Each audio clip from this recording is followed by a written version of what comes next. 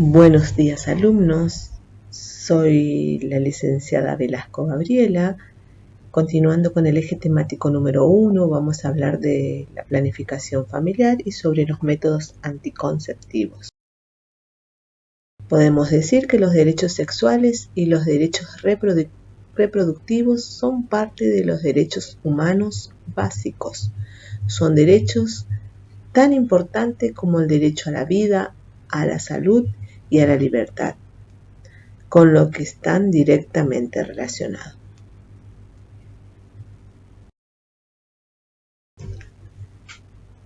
Los derechos sexuales se refieren a poder decidir cuándo, cómo y con quién tener relaciones sexuales, a vivir la sexualidad sin presiones ni violencia, a que se respete la orientación sexual y la identidad de género sin discriminación, a acceder a información sobre cómo cuidarse y disfrutar del cuerpo y de la intimidad con otras personas. Todas las personas tenemos derecho a disfrutar de una vida sexual elegida libremente, sin violencia ni riesgo de discriminación. En el derecho reproductivo, todas las personas tenemos derecho a decidir en forma autónoma y sin discriminación si tener o no tener hijos, con quién, cuántos y cada cuánto tiempo. También son derechos recibir información sobre los diferentes métodos anticonceptivos y el acceso gratuito al método elegido. Es también un derecho el acceso a la interrupción voluntaria y legal del embarazo. Definiendo la planificación familiar, es el derecho que la pareja e individuos tienen de decidir responsable, libre, voluntariamente el número de hijos que quieran tener y cuándo tenerlo. Para ello, existen métodos anticonceptivos temporales y permanentes, que luego vamos a estar abordando ese tema. La Organización Mundial de la Salud define el derecho a la planificación familiar como un modo de pensar y vivir adoptado voluntariamente por un individuo y pareja, que se basa en conocimientos, actitudes y decisiones tomadas con sentido de responsabilidad, con el objeto de promover la salud y el bienestar de la familia y contribuir así en forma eficaz al desarrollo del país. Los principales objetivos es poder elegir cuándo es el momento idóneo para tener un hijo, poder decidir el número de hijos que se desean, poder determinar el intervalo de tiempo entre embarazo, es decir, la diferencia de edades entre los hermanos. También incluye la educación sexual, la prevención y tratamiento de enfermedades de transmisión sexual, el asesoramiento antes de la concepción, durante el embarazo y en el parto. También va a incluir el tratamiento de la infertilidad. Todo esto se da en el ámbito público de manera gratuita. ¿Cuál es la importancia de la planificación familiar? Una correcta planificación familiar aporta múltiples ventajas, tanto para las mujeres y su familia como para la sociedad en general. En los países pobres, la planificación familiar contribuye incluso a salvar vidas y a mejorar la calidad de esta. Otra de la importancia en la planificación familiar es la reducción de la mortalidad infantil, sobre todo en menores de 1 año, debido a problemas de salud en la madre en un momento puntual o al tener embarazos muy seguidos. El esperar 2 años, como mínimo, después del parto, ayuda a las mujeres a tener hijos más sanos y contribuye a aumentar la supervivencia infantil en un 50%. También hay una prevención de riesgo para las embarazadas, al limitar el número de embarazos que la mujer va a llevar a término, así como el espacio entre ellos. La salud y el bienestar materno van a mejorar en gran medida. Del mismo modo, al limitar los nacimientos a los años de mejor salud del periodo reproductivo de las mujeres, también se disminuye el riesgo de muerte materno y fetal. La prevención de infecciones por HIV. Por una parte, se evita el embarazo no deseado en las mujeres infectadas con VIH, lo cual disminuye el nacimiento de bebés infectados y huérfanos. Por otra parte, los métodos anticonceptivos, como el preservativo, ofrecen una doble protección, ya que evitan el embarazo y el riesgo de transmisión de enfermedades sexuales como el VIH-Sida. Hay una disminución de abortos peligrosos, puesto que la planificación familiar disminuye la obtención de embarazos no deseados. También disminuye el número de abortos que se realizan de manera peligrosa, los cuales representan un 13% de la mortalidad materna mundial. Disminución del embarazo en adolescentes. Las mujeres jóvenes corren un mayor riesgo de dar a luz a un bebé prematuro o con bajo peso al nacer. Además, los hijos de las mujeres adolescentes presentan una tasa mayor de mortalidad neonatal. Asimismo, también se consigue reducir la tasa de abandono escolar al reducir los embarazos en adolescentes. Hay un menor crecimiento de la población. La planificación familiar ejerce un control de la natalidad mundial, lo cual aporta beneficios para la economía, el medio ambiente y el desarrollo sostenible. Poder de decisión y una mejor educación. Las personas pueden tomar decisiones bien fundamentadas con relación a la salud y bienestar. Consejos para planificar el embarazo. El enfermero tiene que tener la capacidad de dar consejería a la mujer o a la pareja que está buscando tener un hijo. Lo primero que se debe aconsejar es la visita al ginecólogo. Ellos van a indicar la toma de medicamentos, como ser el ácido fólico antes del embarazo, llevar una dieta equilibrada, dejar los hábitos tóxicos como ser el fumar y el tomar bebidas alcohólicas. También el uso de sustancias ilícitas. En la actualidad, en la Argentina, hay un programa nacional de salud sexual y procreación responsable. Esta ley fue sancionada en el 30 de octubre del año 2002, fue promulgada el 21 de noviembre del mismo año y está en el boletín oficial a partir del día 22 de noviembre del mismo año. El objetivo de este programa es alcanzar para la población el nivel más elevado de salud sexual y procreación responsable con el fin de que pueda adoptar decisiones libres de discriminación, coacciones o violencia. Disminuir la morbimortalidad materno-infantil, prevenir embarazos no deseados, promover la salud sexual de los adolescentes, contribuir a la prevención y detección precoz de enfermedades de transmisión sexual, de VIH-Sida y patologías genitales y mamarias. Garantizar a toda la población el acceso a la información, orientación, métodos y prestaciones de servicios referidos a la salud sexual y procreación responsable. Potenciar la participación femenina en la toma de decisiones relativas a su salud sexual y procreación responsable. El programa está destinado a la población en general, sin discriminación alguna.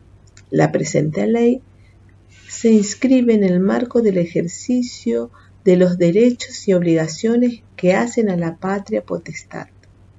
En todos los casos se considera primordial la satisfacción del interés superior del niño, en el pleno goce de sus derechos y garantías consagrados en la Convención Internacional de los Derechos del Niño. El Ministerio de Salud, en coordinación con los Ministerios de Educación y de Desarrollo Social y Medio Ambiente, tendrán a su cargo la capacitación de educadores, trabajadores sociales y demás operadores comunitarios a fin de formar agentes aptos.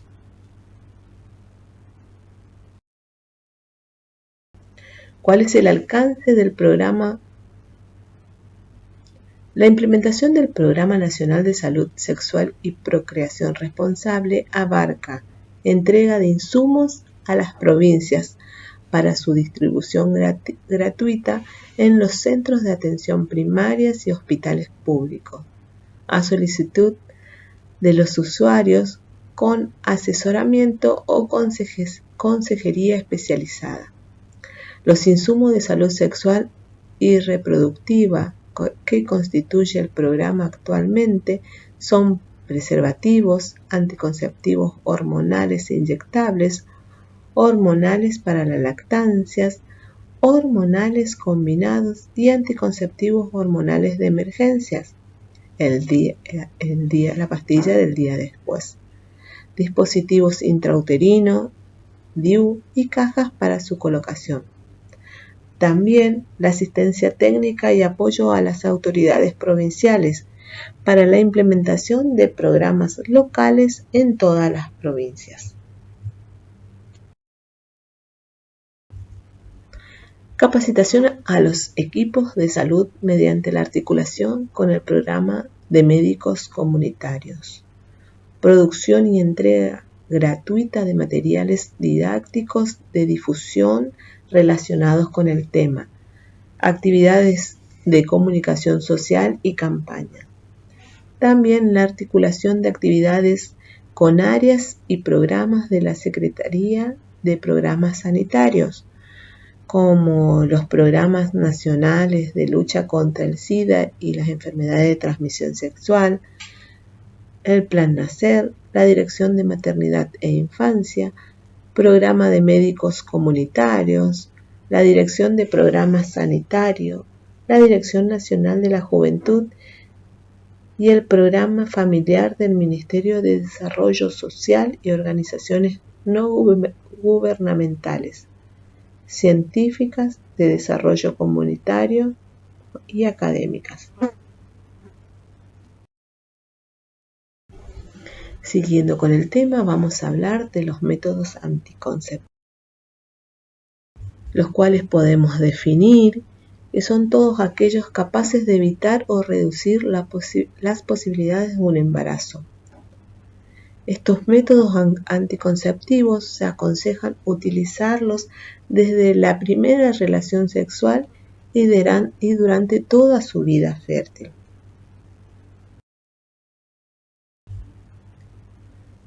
Se pueden agrupar a los métodos anticonceptivos en varios grupos. Los métodos conceptivos naturales se basan en la identificación de la ovulación y los días fértiles de la mujer, además de evitar la eyaculación interna durante el coito. Los más conocidos son los siguientes: el coito interrumpido, el método del ritmo o del calendario, el método Billing o del moco cervical, la medición de la temperatura basal, etc. Otro método son los de barreras. Estos evitan el contacto directo del óvulo con el espermatozoide. y además algunos previenen el contagio de las enfermedades de transmisión sexual. El más conocido es el preservativo, aunque también existen el diafragma, el capuchón cervical, la esponja vaginal y el dispositivo intrauterino, el DIU. Los métodos hormonales consisten en hormonas sexuales femeninas que interfieren en el ciclo menstrual de la mujer y evitan la ovulación. Existen muchos métodos anticonceptivos hormonales que se engloban en los siguientes tipos: la píldora anticonceptiva, el implante subdérmico, la inyección anticonceptiva, el anillo vaginal, la post-DIU, los parches anticonceptivos, etc. Otros métodos son métodos permanentes. Estos son intervenciones quirúrgicas en el hombre y la mujer, que suponen una anticoncepción definitiva. Los más conocidos son la vasectomía y la ligadura de trompas. Un ejemplo de un método anticonceptivo de barrera es el preservativo. El más conocido es el que se utiliza en el pene, por eso puede nombrarse como preservativo peneano. Se lo conoce habitualmente como preservativo masculino, pero puede ser utilizado por cualquier persona con pene más allá de su identidad de género. Es una funda de látex finita, elástica y lubricada. Es el único método que a la vez evita el embarazo y protege del VIH-Sida y de otras infecciones de transmisión sexual.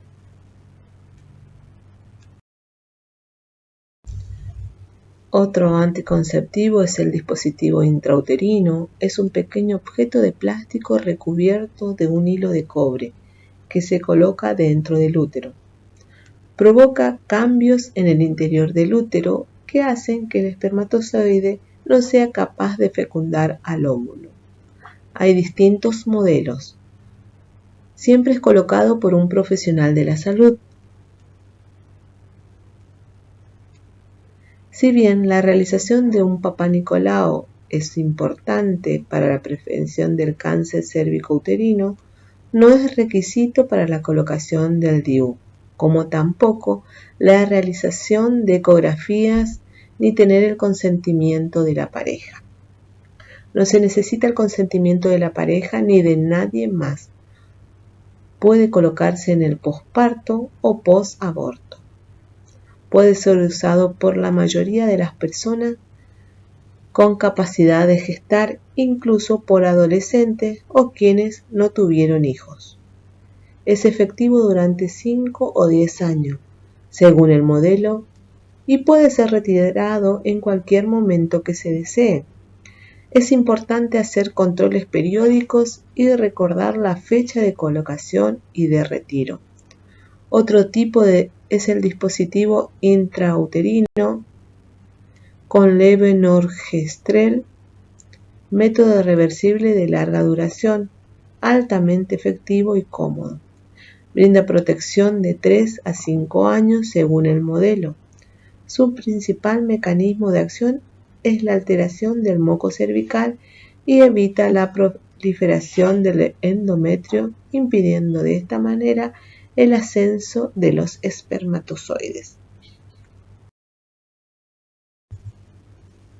Entre los métodos anticonceptivos hormonales tenemos las pastillas combinadas.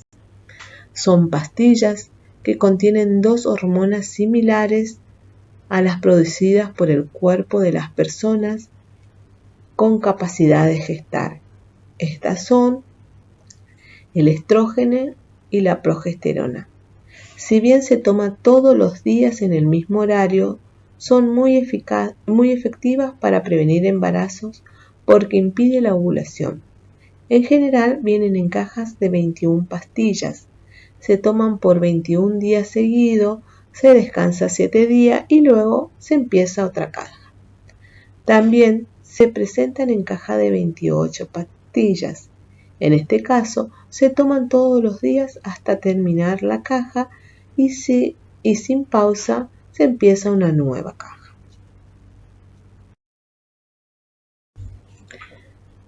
Pastillas de una sola hormona, mini píldoras. Pastillas de progestageno tienen solo un tipo de hormona. Actúan modificando el moco del cuello uterino, lo que dificulta que suban los espermatozoides.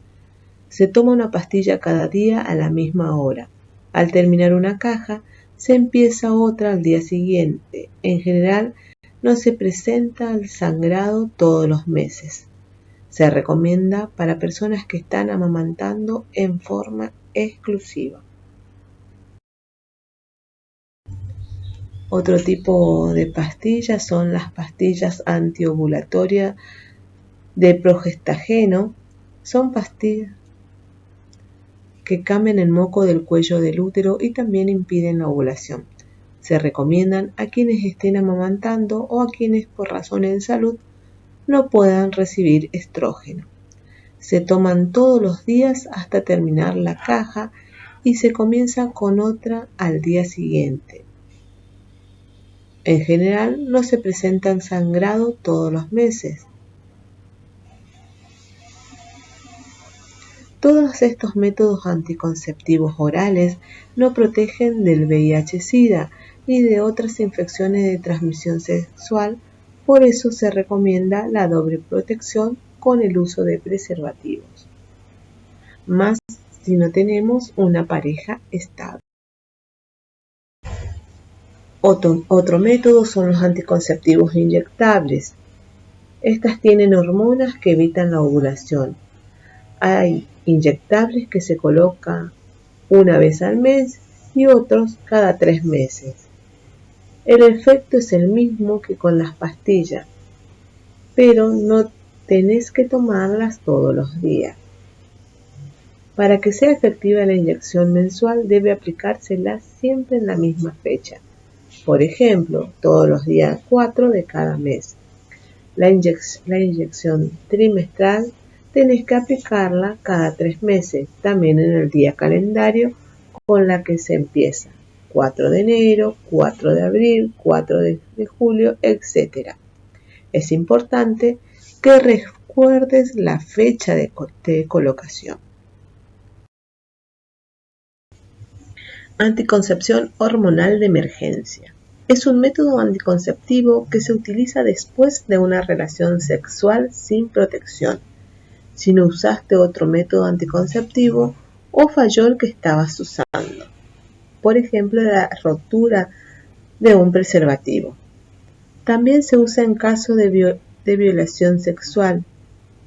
Es de emergencia porque es la última opción para prevenir un embarazo. Es más efectiva cuanto antes la tomes, especialmente dentro de las primeras 12 horas. Podés tomarla hasta 5 días después, pero disminuye la efectividad. La anticoncepción de emergencia retrasa la ovulación y espesa el moco cervical uterino.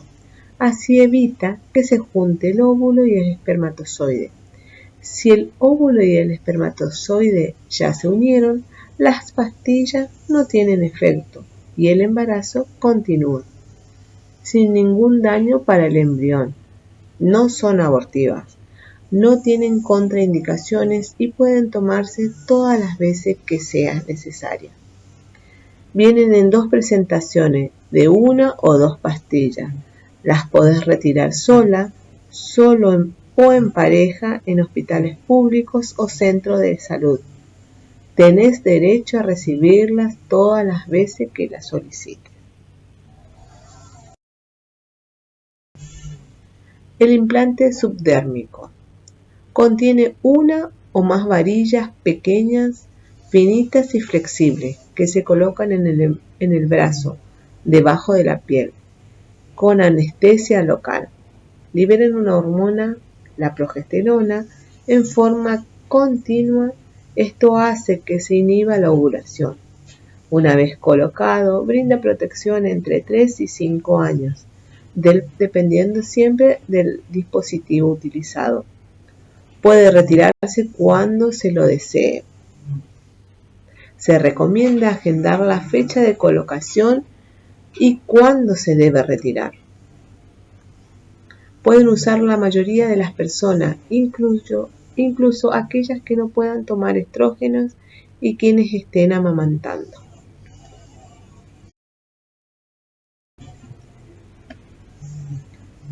Los anticonceptivos permanentes, entre ellas están las ligaduras tubáricas o las ligaduras de trompa, es un método anticonceptivo irreversible que se realiza a través de una cirugía en las trompas uterinas.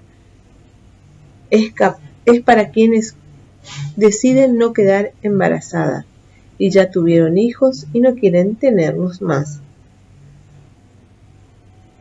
Las ligaduras de trompa siempre las realiza un profesional médico en quirófanos habilitados para este fin. Después de la ligadura se sigue ovulando y menstruando como siempre y el placer sexual no cambia. Porque muchas veces hay mitos, hay tabúes que una vez que la mujer se liga a las trompas no tienen los mismos deseos sexuales, cambia su ciclo menstrual o dejan de menstruar. Acá tenemos imágenes de una ligadura de trompa. Otro método permanente es la vasectomía, que es un método anticonceptivo también irreversible que se realiza a través de una cirugía sencilla en los conductos deferentes que transportan los espermatozoides del testículo al pene. Es para quienes deciden no tener hijos o ya tuvieron o no quieren tener más. Después de la vasectomía se sigue eyaculando como siempre. No afecta a las erecciones y el placer sexual no cambia. El aspecto del semen es el mismo, pero no contiene espermatozoides. La vasectomía comienza a ser efectiva luego de los primeros 3 meses de realizada o de las primeras 20 eyaculaciones. Por eso es recomendable usar otros métodos en ese periodo e ir al control médico para comprobar la efectividad.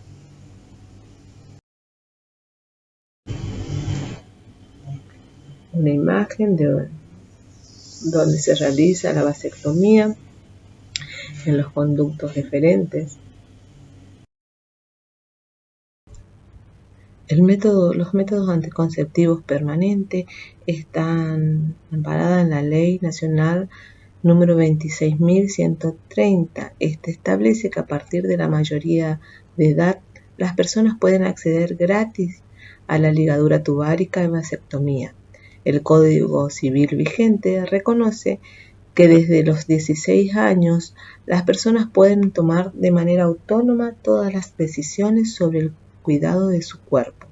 Solo es requisito dejar constancia por escrito de la decisión después de recibir información completa y comprensible. No hace falta el consentimiento de tu pareja ni de nadie, ni tampoco haber tenido hijos. Otras leyes que promueven la salud sexual y reproductiva son la Ley 25.929 del año 2004, que habla del parto humanizado. Este garantiza los derechos de las mujeres en relación con el embarazo, el parto y el posparto. La mujer puede ser acompañada por quien elija durante el parto y tiene derecho a no ser sometida a intervenciones innecesarias ni a medicamentos que aceleren el proceso cuando no hiciera falta. La Ley 26.061 del año 2005 habla sobre la protección integral de los derechos de las niñas, niños y adolescentes. Garantiza el derecho a la salud integral, incluida la salud sexual y la salud reproductiva, y el derecho a opinar y elegir. Otra ley, y de la que ya habíamos hablado, es la ley 26.130, anticoncepción quirúrgica, que garantiza el derecho de toda persona mayor de edad a elegir la anticoncepción quirúrgica, ligaduras de trompas y vasectomía, y a acceder a ella gratuitamente. Las personas con discapacidad mental o psicosocial tienen la misma capacidad jurídica que todas las demás personas para decidir o no por este método. Las personas, además, tienen derecho a contar con un sistema de apoyo necesario para facilitar la comunicación, la comprensión y la manifestación de voluntad. El apoyo puede ser brindado por el equipo de salud y los allegados de las personas. La discapacidad mental no debe ser excusa para no garantizar la autonomía de las personas. En aquellos casos donde haya una sentencia de restricción de la capacidad, especialmente relacionada con la toma de decisiones en materia de salud, lo que ocurrirá de manera excepcionalísima a partir del Código Civil y Comercial vigente, la práctica deberá realizarse con autorización judicial. Otra ley es la Ley 26.150, que habla sobre la educación sexual integral. Establece que todas las personas deben recibir educación sexual integral en todas las instituciones educativas del país, privadas o estatales, confesionales o laicas, en todos los niveles y modalidades: jardín de infante, primario, secundario y educación superior. La Ley 26.485 habla de la protección integral para prevenir, sancionar y erradicar la violencia contra las mujeres en los ámbitos en los que desarrollen sus relaciones interpersonales. Protege el derecho de todas las mujeres a una vida libre de violencia y define, entre otras, la violencia que se relaciona con la salud sexual y la salud reproductiva. Violencia sexual, violencia contra la libertad reproductiva y la violencia obstétrica. Ahora vamos a hablar de la intervención de enfermería en la planificación familiar. Como había dicho anteriormente, todos los hospitales o centros de salud deben tener un ámbito de consejería y la enfermera debe estar involucrada en él.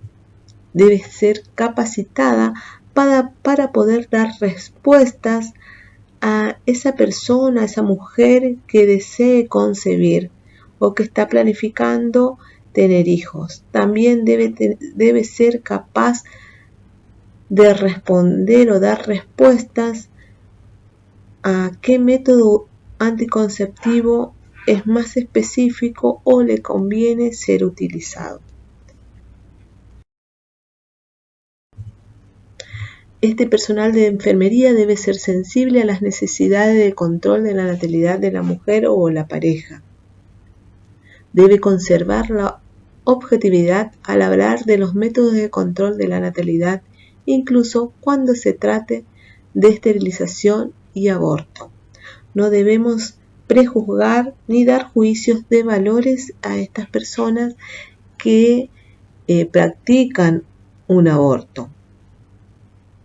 Brindar consejería para ayudar en la elección del método anticonceptivo. Ofrecer amplia información sobre el método elegido por la mujer. Por eso hablaba de la capacitación del personal que se encuentre dando consejería. Estas deben saber las ventajas y desventajas de cada método que se pueda utilizar. Deben permitir a la paciente tomar una decisión informada, animar a la paciente a buscar ayuda cuando se le presente dudas o problemas. Mantener la confidencialidad de toda información brindada por la paciente. Valorar el estado de salud de la paciente mediante la anamnesis y el examen físico. Estar a disposición de la paciente cuando necesite consejo o ayuda. La bibliografía utilizada fueron el Programa Nacional de Salud Sexual y Procreación Responsable. Esta está disponible en el sitio web. Política de Salud Sexual y Reproductiva. Programa Nacional de Salud Sexual y Procreación Responsable y Programa Nacional de Salud Sexual y Procreación Responsable. También está en el sitio web del Ministerio de Salud Pública. Muchas gracias por su atención y nos vemos en las próximas clases. Hasta luego.